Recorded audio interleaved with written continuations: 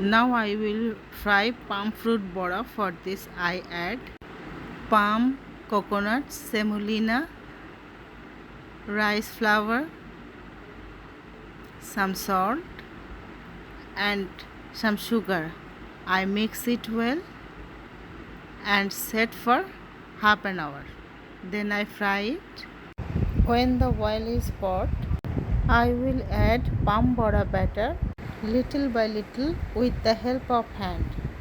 In this way, I put all and fry it properly. When this bora become golden brown, I finish my frying and put it into another plate and serving my palm bora.